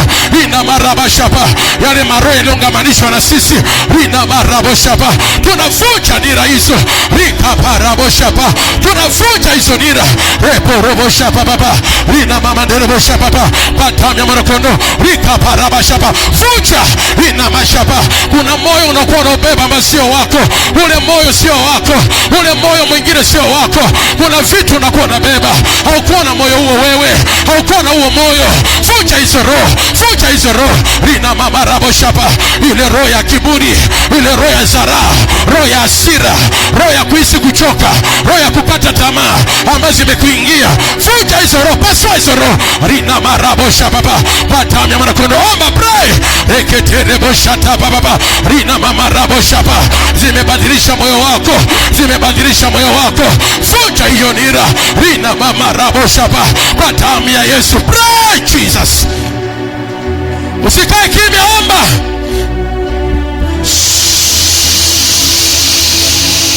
Sharabo shapa, rika mandera bo shapa papa, shende mama rabo shapa. Shikeni meza ya Bwana haraka, shikeni meza ya Bwana. Mashema, shikeni meza ya Bwana, kawieni watu meza ya Bwana haraka. Shate rebo shapa papa, kawa haraka. Naomba ujitakase kwanza. Ujitakase, ujiweke utakaso, alafu shika meza Bwana. Rina materebo shapa, reka pa shapa pa, rina mama derebo shapa, kwa damu ya mwanakondoo. Rike terebo shapa, kwa damu ya mwanakondoo. Rina mama rabo shapa pa, kwa damu ya Yesu. Baba, navunja hizo nira, roho ambazo zinanirudisha nyuma. Yale maroho yote yalinifamia, yale maroho yote yaliyoingia bila kujua, yale yalisogea karibu yangu, navunja hizo nira kwa damu ya mwanakondoo. Rina marabo shapa, pokorobo shapa, kwa damu ya Yesu. Ninavunja hizo nira. Rina marabo shapa, kila roho inanirudisha nyuma, navunja hizo nira. Rina marabo shapa, nira za magonjwa ya presha, magonjwa ya maroho, yale maroho ya magonjwa, magonjwa ya kisukari, magonjwa ya presha, magonjwa ya kurisi, navunja hizo nira. Napasua hizo roho, natoa hizo roho. Rina marabo shapa, kwa damu ya Yesu. Pray, omba. Jesus. Teraboko shakapa, terabo sheke terabo shapa. Zile roho za kumchukia Mungu ambazo zimevamia nafsi yangu, zile roho ambazo za kuhisi hasira, zile roho za kuhisi kuchoka, kukata tamaa, navunja hizo nira kwa damu ya mwanakondoo. Rina marabo shapa, vunja pokorobo shapa kwa damu ya Yesu. Rina manderebo shapa, roho ya magonjwa na kujirudia kwa damu ya mwanakondoo. Rita paraba shapa, vunja nira hizo. Rina mamarabo shapa, kwa damu ya Yesu. Rina mama nderebo shapa, pokorobo shapa, rina mama nderebo shapa, kwa damu ya pokorina mama rabo shapa. Vunja, pray Jesus.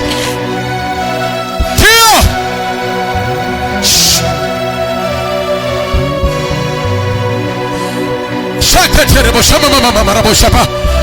Unapohisi kunena kwa lugha, neno, usinyamaze. Rina mama rabosha baba. Pray Jesus. Iketereboshaka baba baba. Reka mama marabosha baba mama marabosha baba. Sheketerebosha mama marabosha baba. Kwa jina tunafunja hizo roho. Ziniachie leo, ziniachie leo, ziniachie leo, ziniachie leo. Rina masha baba. Na zifunja leo, ziniachie leo. Rina masha baba. Funja hizo roho. Toa hizo roho, toa roho za uvivu, roho za uvivu, roho za uvivu, roho za uvivu, uvivu kuomba, uvivu kutafuta, roho za uvivu. Toa hizo roho, funja hizo roho. Pasua hizo nira za hizo roho. Funja kwa damu ya Yesu. Toa hizo roho. Pray Jesus.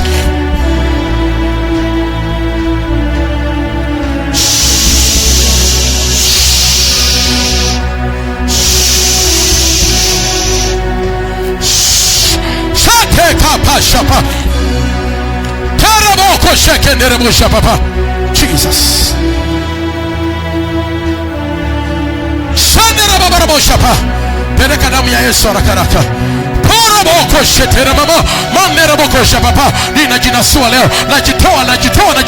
Najitoa kwenye ile maroho zote ya kuweka ugumu wa pesa, ugumu wa huduma. Ina raba shapa. Nazifunja leo Jesus name.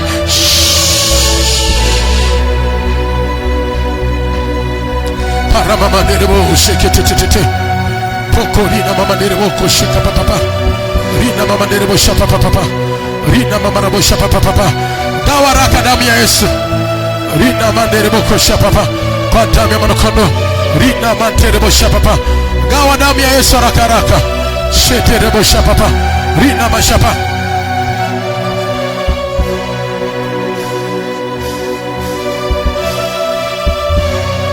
ai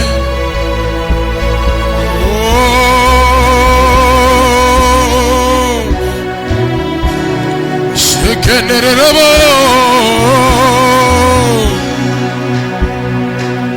Sandirabo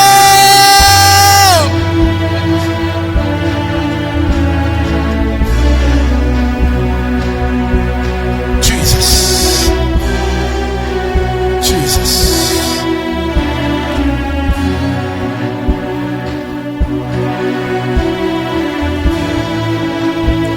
Terebo koshaka papa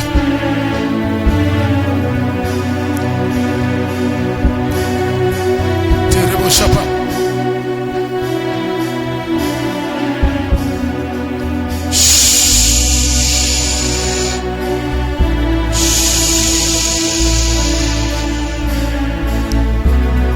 shika mwili wa Yesu. Thank you Jesus. Imeandikwa katika Wakorintho wa kwanza 11:27. Kila mmoja anafikiri ameshapata. Naomba ukae katika hali ya roho. Mandiribo kushikite yale maroho yako na kushurudisha nyuma, unashindwa kufaulu, unashindwa kupenya. Today is over.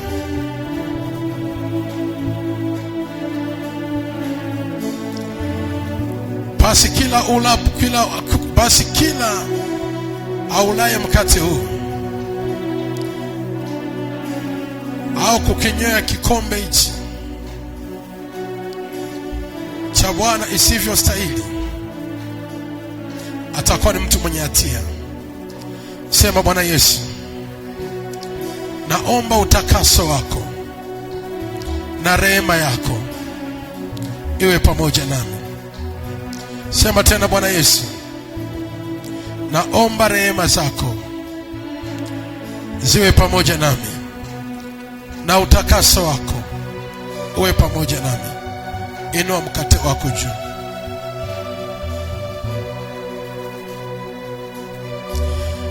Naye akiisha kushukuru akaumega akasema, huu ndio mwili wangu ulio kwa ajili yenu.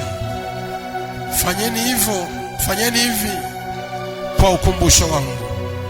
Naomba ule mwili wa Yesu. Shande mandiri buko shaka papa. Shikititititititititititi. Patara mama brabo buko shaka papa. Rikate rebo buko shaka papa. Chukua damu ya Yesu.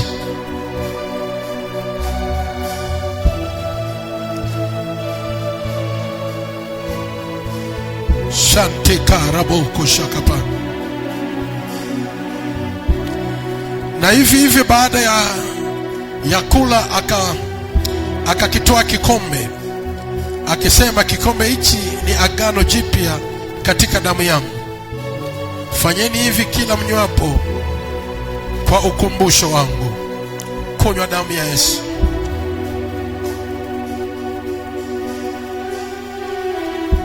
Sante karabo shapa. Jesus. Agano jipya linatembea ndani ya mtu. Kuna mwanzo mpya unaanza ndani ya mtu. Kuna roho mpya inaingia ndani ya mtu. Kuna roho mpya inaingia. Kusanya haraka vikombe hivyo. Rikapate boshapa. Kusanya vikombe hivyo. Naomba simama kila moja. Kuna uweza mpya, kuna roho mpya, kuna roho mpya, kuna roho mpya ambayo utatembea nayo. Kuna roho mpya ambayo inatembea na wewe. Kuna roho mpya, yes, rikapate boshapa. Kuna roho mpya unatembea na wewe. Kuna roho mpya utatembea nayo kwa damu ya Yesu. Kuna roho mpya, rikapate boshapa. Inua mikono yako. Kuna roho mpya, inamate boshapa, kwa damu ya Yesu. Kuna roho mpya, inua mikono juu. Rina materebo koshapa, reketerebo shapa. Kuna roho mpya, rina materebo shapa, kwa damu ya Yesu, kwa damu ya Yesu, kwa damu ya Yesu, kwa damu ya Yesu. Na iachilie hiyo roho, na achilia roho mpya, na achilia roho mpya, na achilia roho mpya, na achilia roho mpya. Inua mikono, funga macho. Na achilia roho mpya, na achilia roho mpya. Roho ya pesa, roho ya biashara, pokea roho ya biashara. Sema tu amen. Pokea roho ya biashara, pokea roho ya pesa, pokea roho ya pesa, pokea roho ya huduma, pokea roho ya mafanikio, pokea roho ya utajiri, pokea roho ya ndoa. Na achilia hapa, na achilia hapa. Repo robo shapa papa.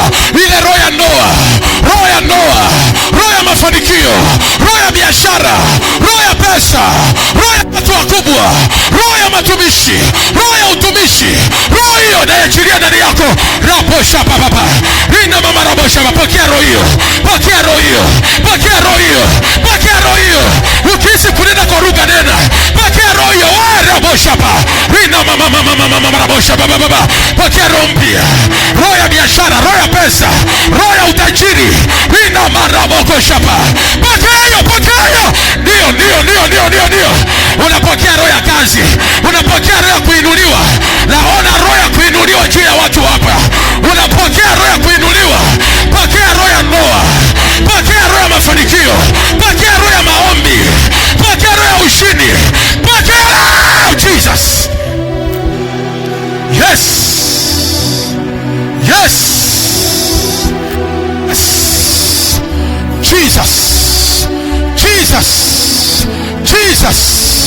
Jesus. Rikaparabosha papa. Reterebosha papa. Hautakuwa yule uliyekuwa jana, sio yule uliyekuwa juzi.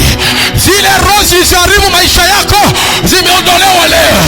Kuna roho mpya imeingia ndani yako. Kuna roho ya ushindi, kuna roho ya ushindi imeingia ndani yako. Unaipokea leo. Jesus. Yes Lord. Yes Lord. Yes Lord. Yes Lord. Yes Lord. Usiku wa leo Bwana atakutembeza, atakupa ndoto iliyo njema. Kuna roho mpya imetawala ndani yako. Ushindi umeanza ndani yako mama yangu. Ushindi umeanza ndani yako baba yangu. Ushindi na uwezo umeanza ndani yako. Ile roho yako ya asili ya mafanikio imerejea. Ile roho yako ya ushindi imerejea. Ile roho yako ya furaha imerejea. Ile roho yako ya amani imerejea. Ile roho yako ya kulea imerejea. Ile roho yako ya pesa imerejea. Ile roho ya upendo imerejea. Receive it now in the name of Jesus. Piga makofi. Ongeza makofi na vigeregere ya shangwe. Ongeza makofi na vigeregere ya shangwe. Sema amen. Angalia watu wawili, mwambie hongera sana, neema mpya. Angalia watu wawili, msalimie, mwambie hongera sana kwa uweza mpya, kwa uvuvio mpya. Hongera sana, hongera sana. Mwambie hongera sana. Amen. Naomba unisikilize. Unapokuwa umeshika sadaka yako, sikiliza vizuri, maana muda umeenda. Unaposhika sadaka, ile sadaka ya kinabii utaileta kwenye mikono yangu. Sadaka ya shukrani utaitoa hapo. Nitakupa bahasha leo. Hii bahasha ambayo nitakugawia,